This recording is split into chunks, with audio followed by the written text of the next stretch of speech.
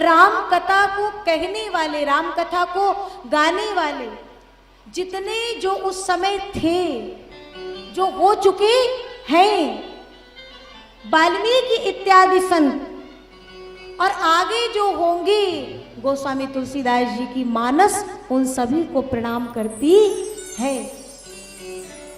और फिर गोस्वामी जी ने कहा अब मैं उन गुरु को प्रणाम करना चाहता हूं। देखो तो जरा ये वंदना, लोग कहते हैं किसी को प्रणाम करना हो, आज प्रणाम भी बहुत फैशन में हो चुका है।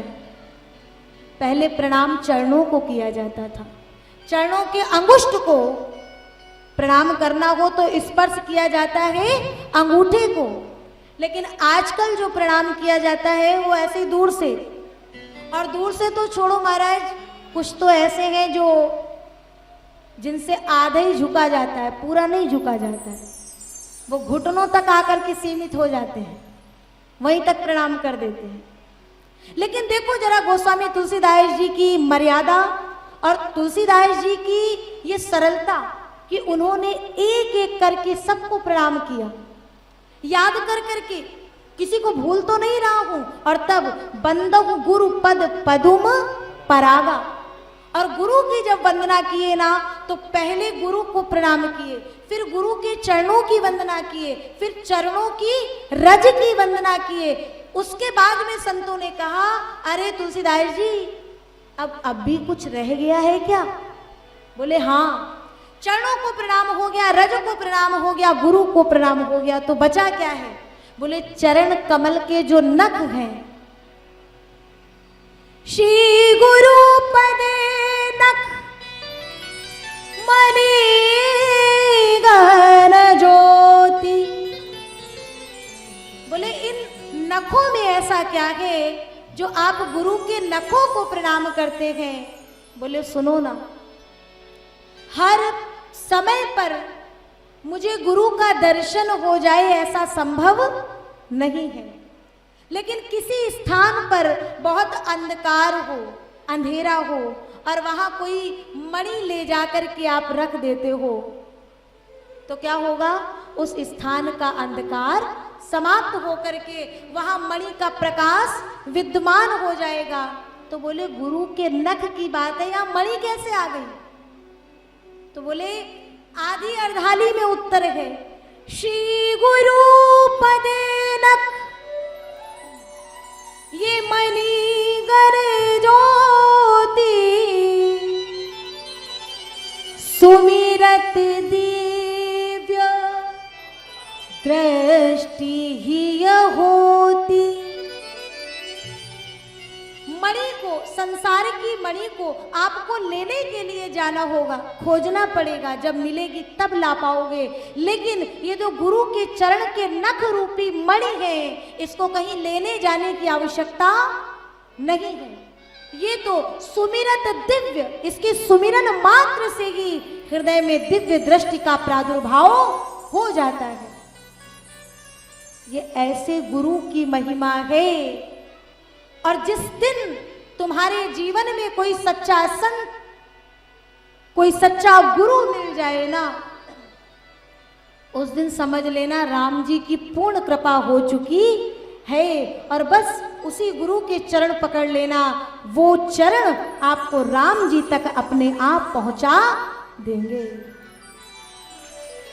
बंदहु गुरु पद पदुम परागा, बंदहु गुरु पद पदुम परागा, सुरुचि सुभाष सुरुचि सुभाष सरस अनुरागा।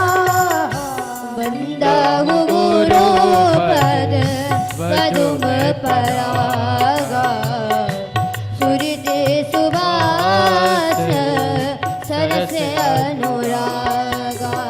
साधु चरित शुभ चरित कपासु निरस विसद गुण भय पले जासु। साधु चरित शुभ चरित कपासु निरस विसद गुणमय फल जासु।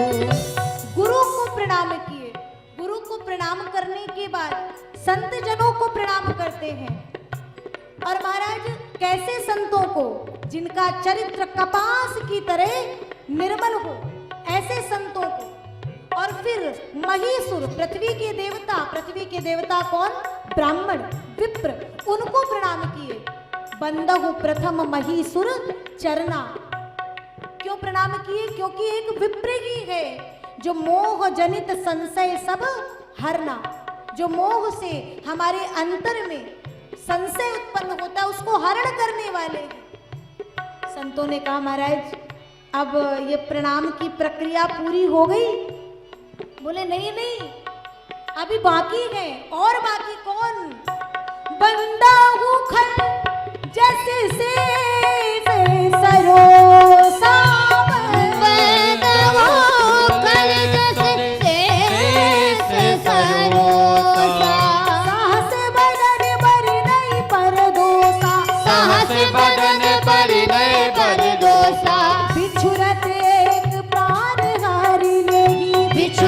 एक प्राण हर लेंगे, मिलत एक दुख दारुण देगी, मिलत एक दुख दारुण देगी, मिलत एक दुख दारुण देगी, मिलत एक दुख दारुण दे।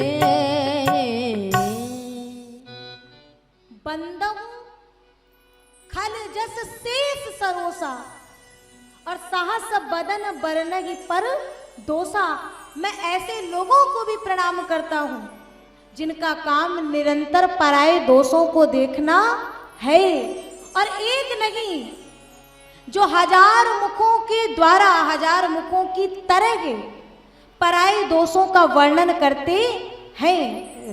यमन, ऐसे लोगों को भी मैं प्रणाम करता हूं। और आपको पता है, जब आप मानस देखेंगे तो जितने भी लोग हैं, गोस्वामी जी ने सबको एक एक बार प्रणाम किया है। लेकिन ये जो खल हैं, जो दुष्ट जन हैं, जो दुर्जन हैं, इनको गोस्वामी जी ने एक नहीं, दो दो तीन तीन बार प्रणाम कर दिया है। क्योंकि मानो गोस्वामी जी को लगा कि ये बाद में कहीं आ जाएं और कह दें आपने हमें प्रणाम नहीं किया, तो गोस्वामी जी ने कहा अगर एक बार कहीं चूक भी हो जाए तो दूसरी बार मैं प्रमाण सहित इन्हें दिखा पाऊं कि महाराज आपको भी हमने प्रणाम किया था।